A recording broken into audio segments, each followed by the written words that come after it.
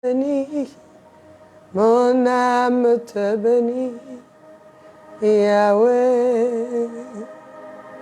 Mon âme te bénit, mon âme te bénit, mon âme te bénit, Yahweh.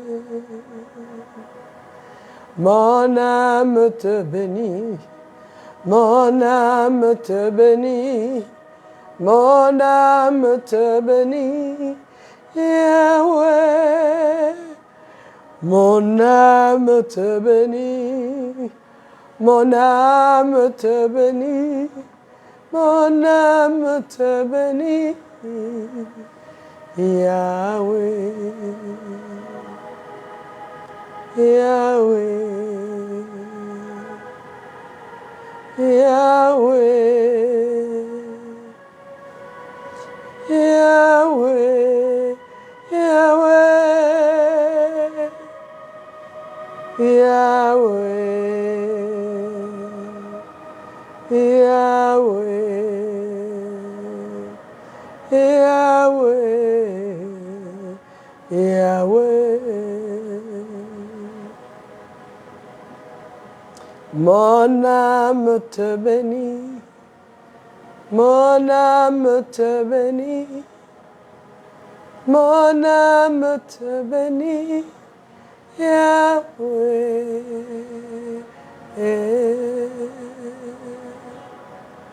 Mon esprit te magnifie, mon esprit te magnifie, mon esprit te magnifie, Yahweh. Oh, mon cœur te glorifie, mon cœur te glorifie, mon cœur te glorifie, Yahweh. Mon corps se soumet à toi, mon corps se soumet à toi, mon corps se soumet à toi, Yahweh, Yahweh.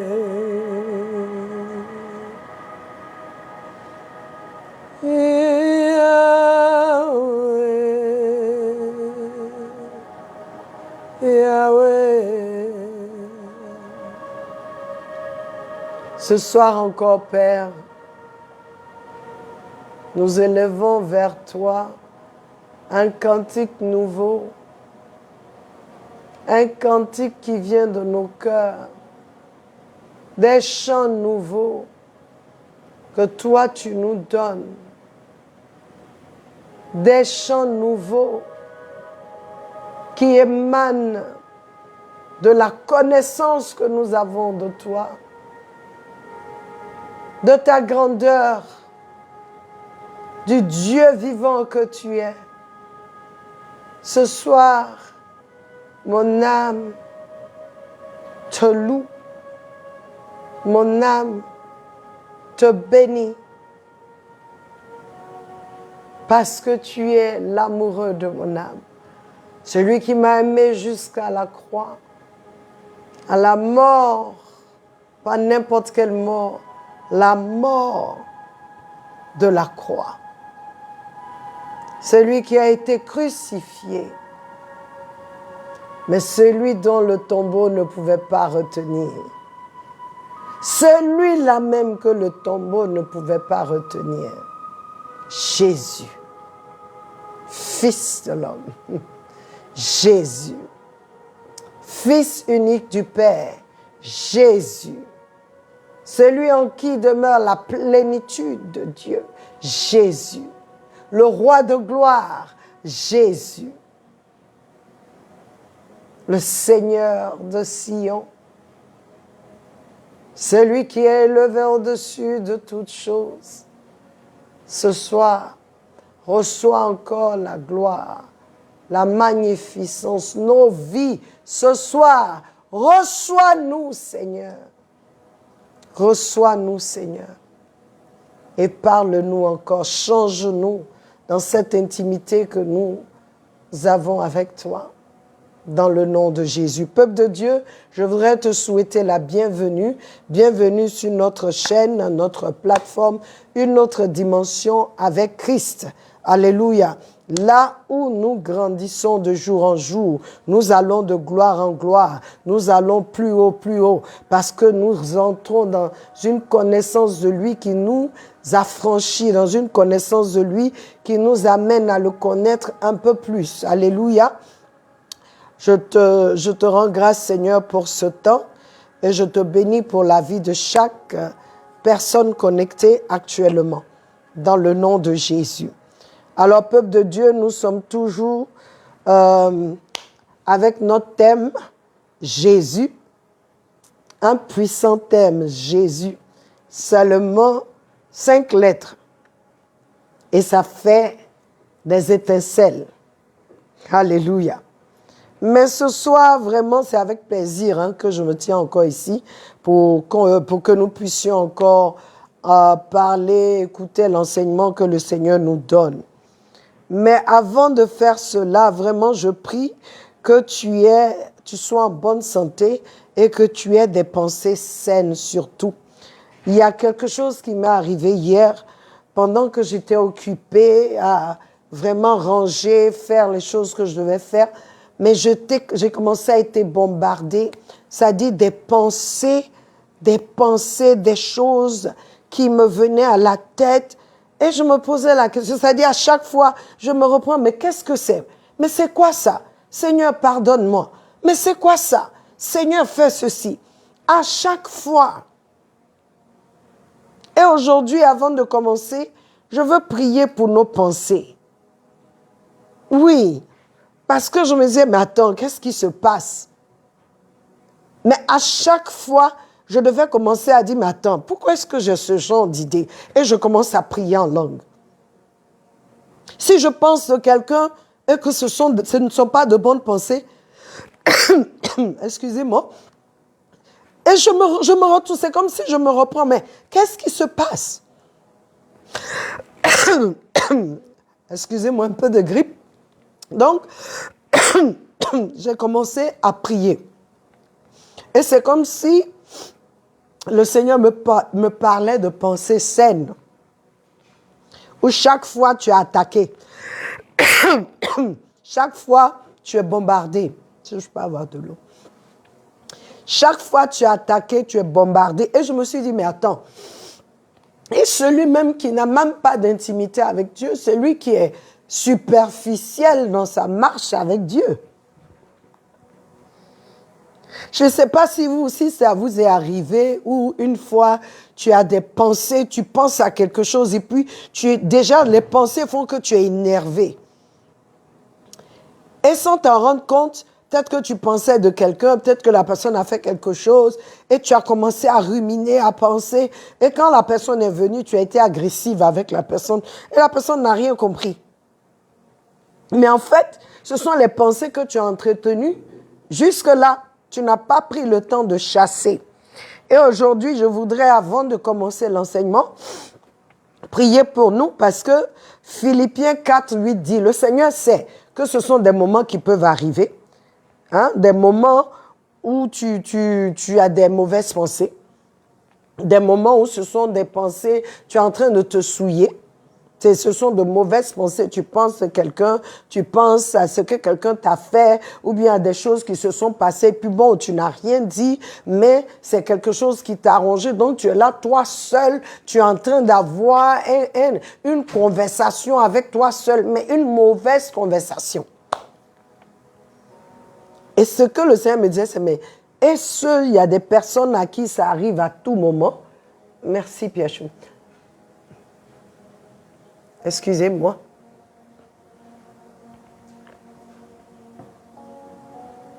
Il y a des personnes à qui ça arrive à tout moment. Elles n'ont pas de pensée saine. C'est-à-dire, tout est bizarre. Donc, je me suis retrouvée hier en train de dire, mais Satan, avec qui tu veux jouer? Mais aussi, ça veut dire que si tu peux penser à ces choses-là, c'est que quelque part en toi, ça y est là. Donc, tu dois prendre le temps avec toi-même, comme tu as cette conversation avec toi-même, et puis amener ça devant le Seigneur, te purifier. C'est pourquoi dans Philippiens 4:8, il est dit, finalement, c'est-à-dire il y a des choses qui ont été dites, maintenant on dit en conclusion, finalement, frères, que toutes les choses qui sont vraies, toutes celles qui sont honnêtes, toutes celles qui sont justes, toutes celles qui sont pures, toutes celles qui sont aimables, toutes celles qui sont de bonne réputation, et s'il y a quelques vertus, et s'il y a quelques louanges, pensez à ces choses. Pensez à ces choses. Je veux t'encourager à faire attention à tes pensées, afin de faire ce qui est de Dieu. Parce que les mauvaises pensées non seulement agissent sur toi spirituellement, mais émotionnellement, physiquement. Il y a des gens qui sont malades à cause des mauvaises pensées. Il y a des gens qui sont fous à cause des mauvaises pensées, peuple de Dieu. Il y a des gens qui sont seuls dans leur monde parce qu'ils ont des conversations. Tu penses que c'est avec eux-mêmes, mais si l'ennemi met ça en eux, l'ennemi met des idées, l'ennemi amène des choses en toi que tu as déjà laissé ou bien tu es passé dessus, mais ça, tu n'as pas pris le temps de traiter avec. Je veux parler à quelqu'un aujourd'hui. Toi seul, lève-toi, toi seul, et commence à parler à cette chose-là qui revient tout le temps. Les mauvaises pensées qui reviennent tout le temps. C'est un signe. Je devais me lever, c'est-à-dire si je pense à quelqu'un et que la pensée commence à tourner mal, je me lève, je commence à prier pour la personne, pour dire à Satan, tu es un menteur, tu ne vas pas mettre des trucs entre cette personne et moi. Mais très souvent, c'est comme ça que ça commence. Et le Seigneur veut que quelqu'un entende cela. Il m'a fait comprendre cela parce qu'il y a quelqu'un qui traverse ce moment. Les pensées, tes pensées te fatiguent. Tu as tellement pris tes pensées pour vrai. Tu as pris tes pensées pour ce que les gens, c'est-à-dire, oh, les gens disent ça, les gens, mais tu as pris, oh, peut-être il n'y a rien qui se passe, hein, mais l'ennemi a mis ça en toi, donc tu continues, tu dois te lever comme ça. Il dit finalement que toutes les choses qui sont vraies, c'est à ces choses que nous devons penser.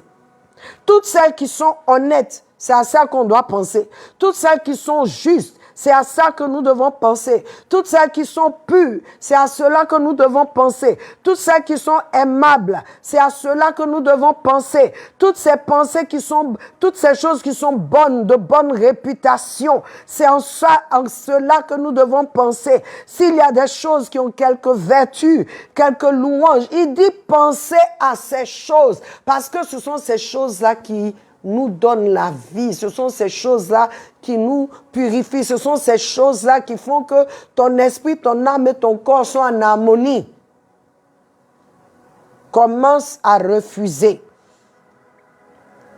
Je prie, Père, qu'à partir d'aujourd'hui, cette personne qui m'entend et moi-même, je déclare que nos pensées sont portées sur ces choses qui sont vraies, ces choses qui sont honnêtes, ces choses qui sont justes, ces choses qui sont pures, ces choses qui sont aimables, ces choses qui sont de bonne réputation, ces choses qui ont quelques vertus et qui sont, oh Dieu, qui ont quelques louanges. Seigneur, je déclare et proclame que désormais, nos pensées sont portées sur ces choses, que tout ce qui est sémence de rancœur, de rêverie, toutes ces choses en nous qui sont cachées et qui se lèvent dans un moment d'oisivité ou bien dans un moment où on ne fait pas attention. Père, aujourd'hui, que ces choses de valeur, ces choses de vertu, que ces choses-là prennent la place et qu'elles fassent déloger toute rancœur qui est encore en nous, toute mauvaise pensée encore en nous, tout problème qu'on n'a pas traité, qu'on a gardé, qu'on pense avoir laissé, mais qui est encore là. Seigneur, que tu touches le cœur de ma soeur, de mon frère, et moi-même, Seigneur, que tu nous amènes à ce lieu-là où nous serons nous-mêmes honnêtes avec nous-mêmes, Seigneur, et avec toi, afin d'être purifiés au nom de Jésus. Amen. Amen. C'était ça aujourd'hui un peu que je voulais partager avec toi. Et je sais qu'il y a quelqu'un qui traverse cela. Alors aujourd'hui encore, peuple de Dieu, nous parlons, comme je l'ai dit, du précieux nom Jésus. Et notre thème aujourd'hui, c'est « Que porte ce nom en son sein ?» Nous allons lire Luc 31, Luc 1, verset 31-33. Verset 31-33 qui dit « Et voici, tu concevras dans ton utérus et tu enfanteras un fils, et tu appelleras son nom Jésus. Il sera grand, sera appelé Fils du Très-Haut, et le Seigneur Dieu lui donnera le trône de son père David, et il régnera sur la maison de Jacob pour toujours, et son royaume sera sans fin. » Alléluia. Son royaume sera sans fin. Que porte ce nom en son sein? Selon ce passage, ce nom a en lui la grandeur.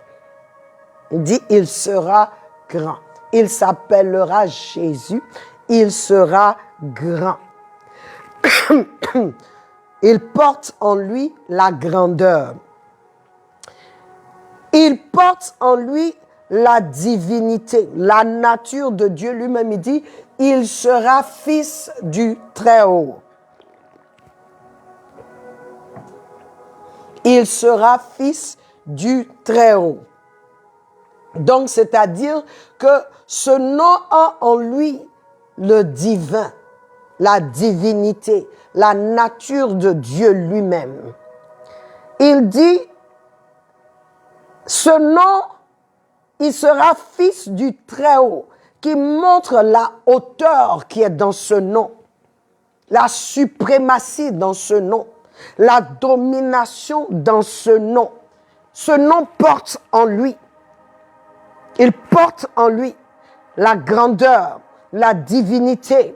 Il porte en lui la hauteur, la suprématie, la domination, parce que il n'est pas fils du Dieu, il est fils du Dieu très haut, très haut. Ce Dieu El Elyon, qui est au-dessus de tout, qui est élevé au-dessus de tout. Ce nom porte cette hauteur en lui. Il dit, et Dieu lui donnera le trône. J'aime ça. Dieu lui donnera, et le Seigneur Dieu lui donnera le trône de son père David. Ce nom a en lui la royauté. Alléluia. Dieu l'établit roi. Dieu lui-même établit ce nom. Il a mis en ce nom la royauté. Et ce nom porte en lui l'alliance, parce qu'il dit de son père David. Dieu a dit à David, je te donnerai, ton royaume sera établi pour l'éternité. C'est ce que Dieu a dit à David. Ton royaume restera. Donc celui qui doit venir sur le trône, celui qui doit venir, il doit être de la descendance de David. Donc selon la chair, Jésus est de la descendance de David. Non seulement il parle de cette alliance que Dieu avait avec David pour montrer que Dieu ne travaille pas dans le vide. Quand Dieu fait quelque chose, il y a toujours une alliance. Et cette alliance-là, ce nom la portait. Mais ce nom ne s'arrêtait pas seulement à David. Il dit, il régnera sur Jacob.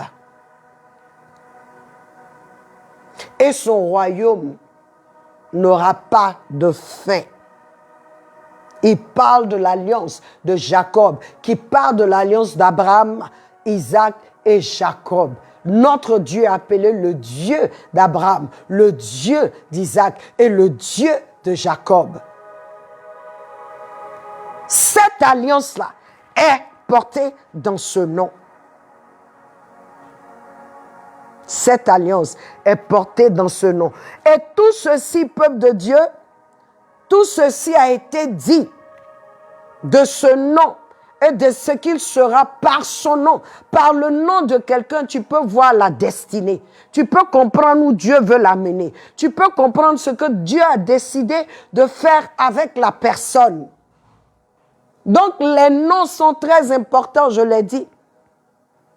Et Dieu a donné un nom, parce que le nom qu'il a donné, et il a mis tout ce que je viens de dire dans ce nom. Ce qui fait que ce nom n'est pas n'importe quel nom. Ce nom est un nom que nous devons respecter. Dieu a dit tout cela. Cependant, tout ce que Dieu dit de toi et de moi ne sera cru que quand ces choses se manifestent. Oui. Quand ces choses se manifestent et qu'elles sont palpables. Et concernant ce nom, Jésus aussi, les choses se sont manifestées. Ce que Dieu a dit, c'est comme si on te dit l'ADN dans ce nom-là. L'ADN dans ce nom, c'est la grandeur, c'est la divinité, c'est la hauteur, c'est la suprématie, c'est la domination, c'est la royauté, c'est l'alliance avec Dieu. Tu peux dire tout ça. Et maintenant, il faut qu'on voit. Et Dieu l'a manifesté parce que dans Philippiens 2, 5 à 10, voici ce qui est écrit. Que cette façon de penser soit en vous, lorsque Paul parle. Que cette façon de penser soit en vous, qui était en Christ Jésus. Il était en forme de Dieu, mais n'a pas considéré comme usurpation d'être égal à Dieu. Mais il s'est dessaisi lui-même de sa réputation et a pris la forme de serviteur et a été fait à la ressemblance des hommes. Et étant fait comme un homme, il s'est humilié et est devenu obéissant jusqu'à la mort, même jusqu'à la mort de la croix. Voici le verset qui vient. C'est pourquoi aussi Dieu l'a hautement élevé. Ce qui était dans son ADN a parlé à cause d'une marche qu'il a eue avec Dieu, à cause de son obéissance. Certains parmi nous, quand on dit notre nom, on dit « Ah, lui là, il s'appelle comme ça. » Mais la personne dont il a le nom, là, la personne était telle. Hein? Mais ce que lui, il fait, c'est le contraire. Très souvent, on donne ton nom, en tout cas pour ceux qui sont normaux, quand on donne ton nom ils donnent ton nom à leur enfant, c'est parce qu'ils veulent que l'enfant ait ton parcours, l'enfant ait ta réussite, l'enfant ait ta relation avec Dieu pour les chrétiens, que l'enfant puisse faire ce que toi tu fais, pas ce que tu faisais quand tu étais dans le monde. Dans le monde, on donne aussi le nom, peut-être parce que la personne a l'âge. En tout cas, si tu n'as rien, on ne donne pas ton nom. Mais chez nous, on ne peut pas donner un nom qui n'a pas un sens. On ne peut pas donner un nom parce que ça nous plaît. Qu'est-ce que ça veut dire?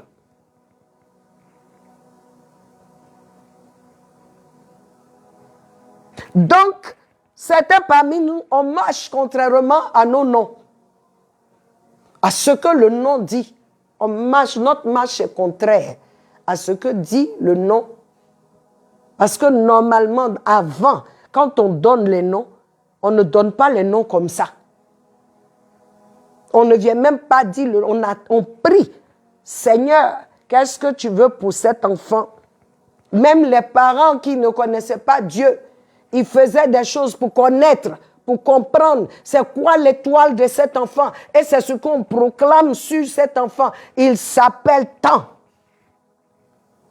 Pour que le nom le suive, pour que ce qui est dans le nom, ce que porte le nom se manifeste dans sa vie, qu'il devienne un. Normalement, ton nom là doit montrer ton identité. Et c'est en cela, le nom de Jésus. Il dit, Parce qu'il a obéi. Parce qu'il a obéi au Père. Voici ce que Dieu, quand tu regardes, il sera grand. Il sera ceci. Il fera ceci. On dit tout. Voici ce que ce nom porte. Mais maintenant, la manifestation, il y a eu une marche que ce nom a manifesté. Et on dit, à cause de cela, Dieu l'a hautement élevé. Et il lui a donné un nom qui est au-dessus de tout nom. Il n'a fait que attester, il n'a fait que manifester parce que déjà le nom Jésus est au-dessus de tout nom parce que ça veut dire Dieu sauve. Mais on dit maintenant, le Père a dit, voici ce que je dis sur lui, maintenant dans sa marche là, le Père est venu dire, voici ce que j'ai dit là, voici ça. Il l'a hautement élevé. Il lui a donné un nom qui est au-dessus de tout nom. Est-ce que ça, c'est pas la domination? C'est pas la suprématie? Il l'a hautement élevé. Il dit, il y a la hauteur dans ce nom. C'est divin parce que c'est Dieu qui l'a hautement élevé au-dessus de tout nom. Il lui a donné un nom qui est au-dessus de tout nom. On te dit, le nom aujourd'hui dans ce siècle et le nom dans les siècles à venir. Le nom Jésus est au-dessus de tout nom afin qu'au nom de Jésus, tout genou fléchisse. Il dit, tout genou se ploie, tout genou fléchit, tant dans les choses dans le ciel, et les choses sur la terre, et les choses sous la terre.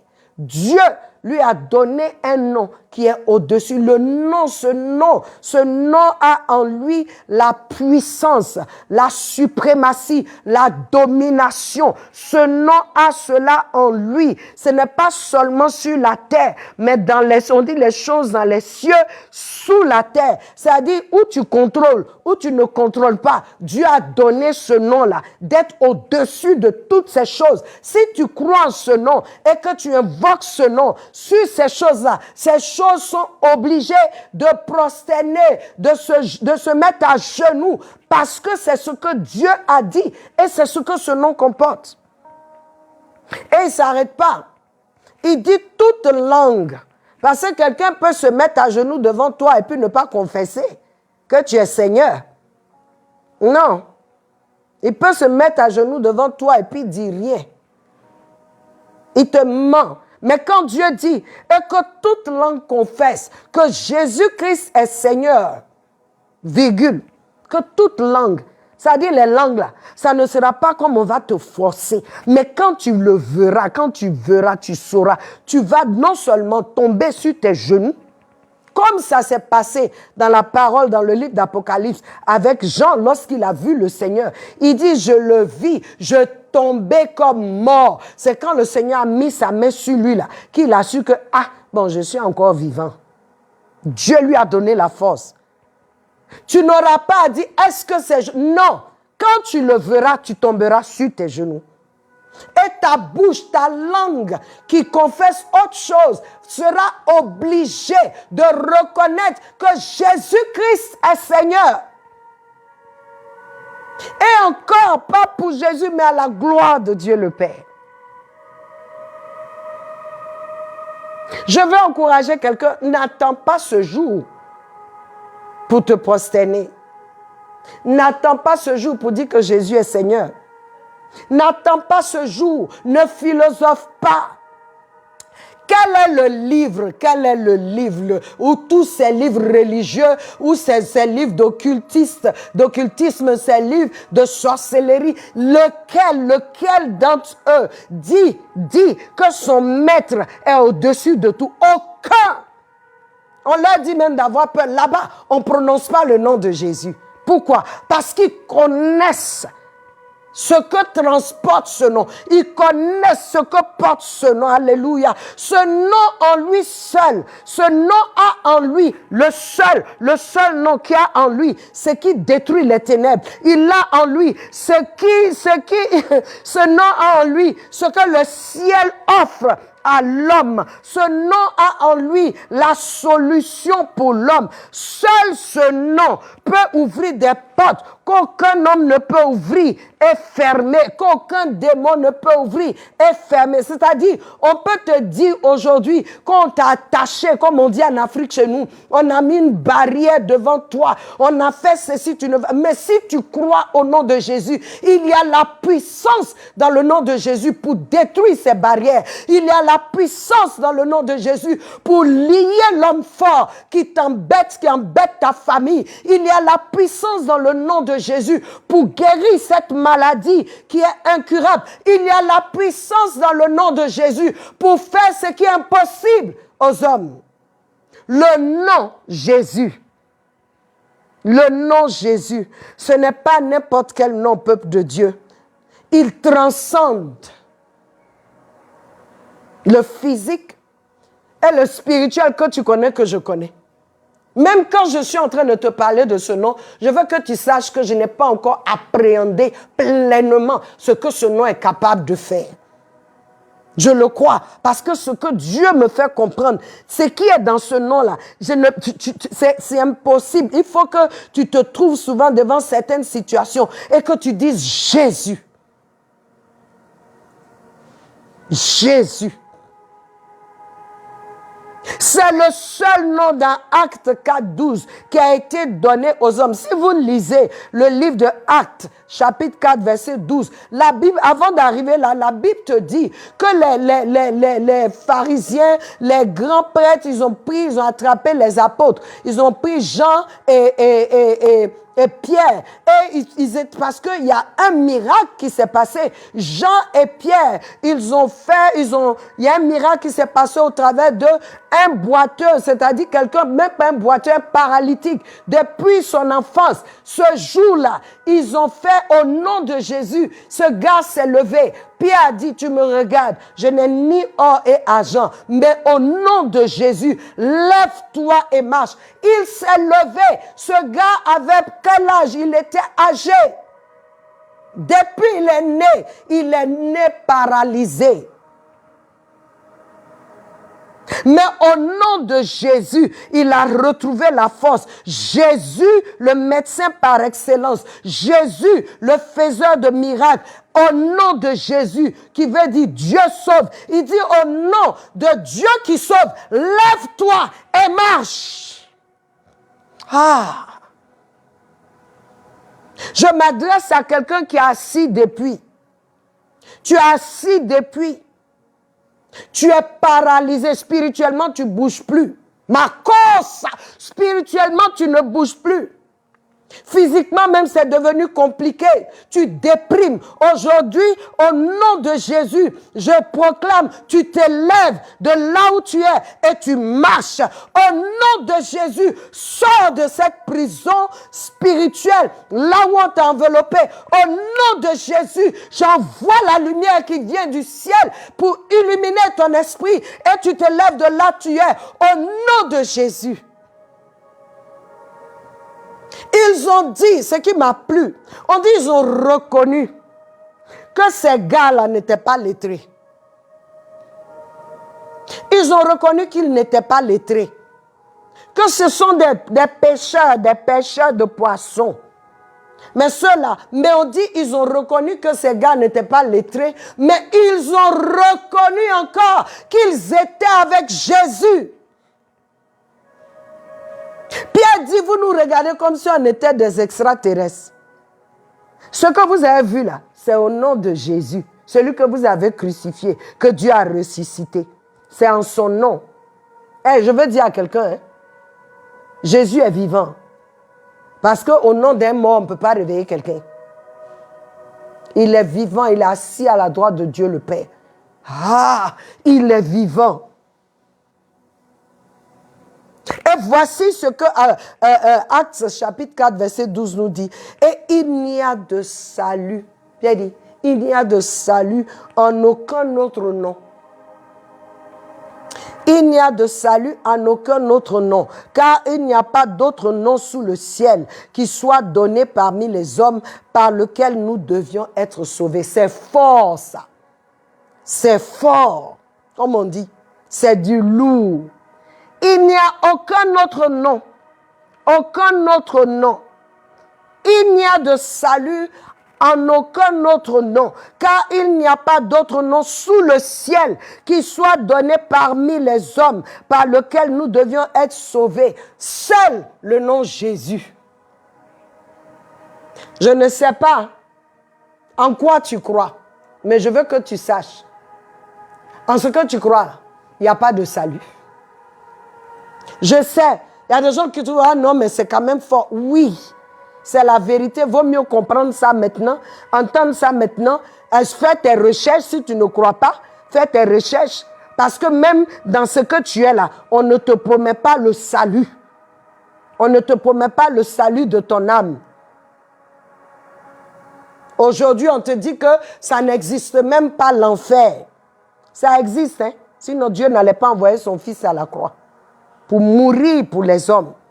Il dit, Dieu a tant aimé le monde que quiconque croit en lui, il a envoyé son fils unique sur la croix afin que quiconque croit en lui ne périsse point, mais ait la vie éternelle. Oui, il n'y a pas d'autre nom. Il n'y a pas de sauveur. Il n'y a pas de sauveur. Il n'y a pas d'autre nom. Il y a un seul qui intercède actuellement pour toi et moi auprès du Père. C'est celui qui a vaincu les ténèbres. C'est celui qui a vaincu les ténèbres. C'est celui qui a vaincu Satan. C'est celui qui a fait de Satan un spectacle public. C'est celui qui a vaincu Satan par sa croix. Il n'y a pas un autre nom. C'est lui qui a effacé les ordonnances qui étaient contraires à toi. Il les a clouées à sa croix en triomphant sur Satan, en triomphant sur elle. Peuple de Dieu, il n'y a pas un autre nom en qui tu dois avoir le salut. Je viens vous dire, vous qui m'entendez, vous qui m'écoutez, il n'y a pas un autre nom. Seul Jésus-Christ sauve. Il n'y a pas une religion qui sauve. C'est la relation avec le Seigneur Jésus. Il n'est pas seulement un prophète. Non, non, non, non. Il est prophète, il est prêtre, il est prince, il est Dieu. Il est le seul qui a été envoyé pour sauver l'humanité. Tu ne peux l'égaler à aucun autre. Aucun autre nom ne peut sauver. Tous ces prophètes qui sont venus ont besoin de salut. Ils sont venus montrer la lumière. Jean-Baptiste dit, Jean-Baptiste est né aussi par le miracle du Père. Parce que ses parents étaient vieux, ils ne pouvaient plus. Mais Dieu les avait gardés, préservés pour Jean-Baptiste. Quand Jean-Baptiste est venu, tout ce qu'il devait faire, c'est pointer les gens à Christ. Et c'est ce qu'il a fait lorsque les pharisiens, le voyant le succès dans son travail, voyant le succès dans ce qu'il faisait, qu'est-ce qu'ils ont dit? Es-tu celui que nous attendons, le Messie? Le messager, parce que Moïse a dit, il y a un qui vient, il fera exactement ce que le Père veut. Il obéira au Père. Et Jésus est venu. Et il l'a fait. Quand on a posé la question à Jean-Baptiste, il dit, je ne suis même pas capable, c'est-à-dire je ne suis même pas digne de défaire ou attacher ses lacets. Celui qui vient là, Jésus là, l'agneau qui ôte le péché du monde. Il dit, je ne suis pas digne d'attacher les lacets de sa chaussure. D'ailleurs, il est parti à ses pieds. Mon frère, ma soeur, quitte dans la religion, quitte dans les sectes, quitte dans les mensonges des hommes, quitte dans les philosophies des hommes. Ça ne sauve pas. Ça ne sauve pas. Le royaume de Dieu est là. Il est à portée de main.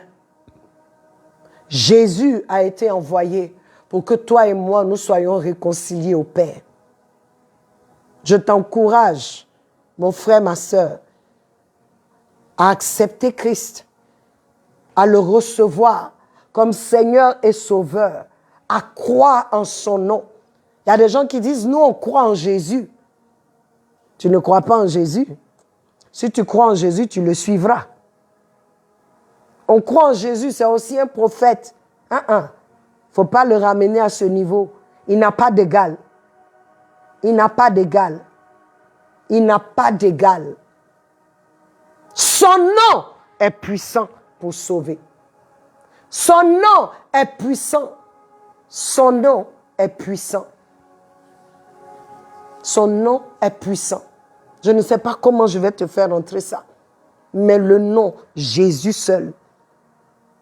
Quand on dit Jésus, quand on a conscience de la puissance que porte ce nom, quand on a conscience de la puissance que transporte ce nom, quand on a conscience de la plénitude divine qui se trouve en ce nom, quand on a conscience que lorsqu'on dit Jésus, les cieux sont au garde-vous, la terre se retient, sous la terre, tout est au garde-vous. On se demande où, qu'est-ce qui va être fait, qu'est-ce qui va arriver. Quand on dit Jésus seulement, les choses se mettent en place.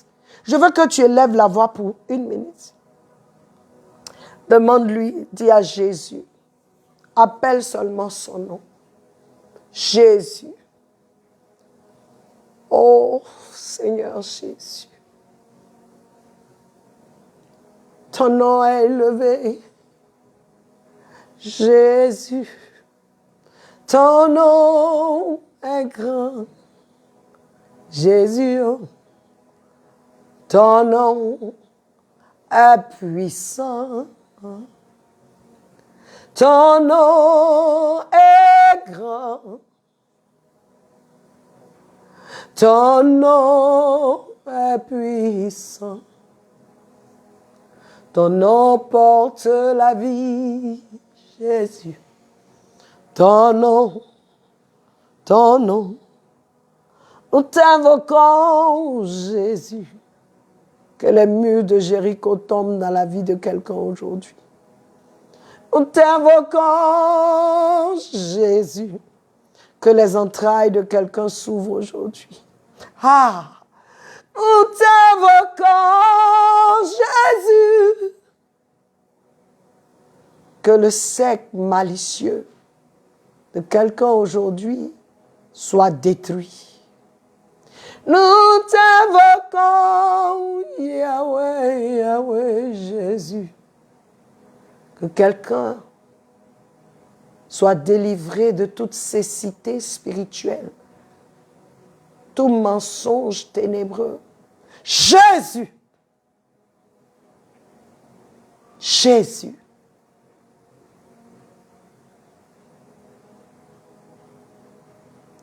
Que tous les autres noms disparaissent. Manto korobroshita. Que tous les autres noms disparaissent jusqu'à ce qu'il n'y ait que toi. Que tous les autres noms disparaissent. Jésus prend ta place. Jésus prend ta place. Que tous les autres noms disparaissent dans la vie de ton peuple que nous sommes. Que seul le nom Jésus soit élevé. Que seul le nom Jésus soit glorifié. Que seul ton nom, Seigneur Jésus, soit glorifié, soit magnifié. Je viens t'adorer, Seigneur Jésus. Arabarosa, lekotsobrosita. Que toute anomalie au nom de Jésus maintenant disparaisse et que les choses deviennent normales. Là où il y a le désordre, j'invoque ce nom, Jésus, Jésus, Jésus, Jésus, Jésus, Jésus, Jésus. Et l'ordre est établi. Merci Seigneur de montrer à quelqu'un que tu es Seigneur, que tu es Dieu. Peuple de Dieu, notre temps prend fin. Je veux t'encourager à continuer d'invoquer ce nom Jésus là où tu es. Je veux t'encourager à prier, à écouter les enseignements. Oui, ne passe pas comme ça dessus. Écoute et laisse Jésus, ce nom, te rendre ministère. Nous nous retrouverons encore le samedi Je t'encourage à poser des questions, à écouter. Et si tu as des requêtes de prière, même envoie. Nous allons prier. Nous allons invoquer le nom. Nous allons voir. Parce que certains parmi nous, on est comme Thomas. Tant qu'on n'a pas vu, c'est compliqué. Voilà. On a des lourds comportements. Ça, ce sont des paroles ivoiriennes. Alléluia. Donc, je veux nous encourager, écouter et poser des questions. Et le Seigneur encore se fera le plaisir de répondre au travers de nous. Que le Seigneur vous bénisse. Que Jésus, que l'on sache que tu es en Jésus. Aujourd'hui, vous n'avez pas mis de climatiseur. Que l'on sache que nous sommes en Jésus. Que quand on marche, qu'on voit que tu es en Jésus. Quand on voit ta vie, qu'on sache que tu as mis ta confiance en Jésus. Parce que quiconque fait ça, comme les apôtres qu'on a vus là, on me disait, qu'est-ce qu'on leur a dit? Mais ils se sont rendus compte, ils ont reconnu qu'ils étaient avec Jésus. Il faut qu'on reconnaisse aussi que tu es avec Jésus. Parce que là où il est, il y a la différence, il distingue, il fait des choses extraordinaires. Alors, sois béni. Nous nous retrouverons encore ce samedi. N'oublie pas, je t'aime et Jésus t'aime plus. Amen. Soyons bénis. Alléluia. Gloire à Jésus.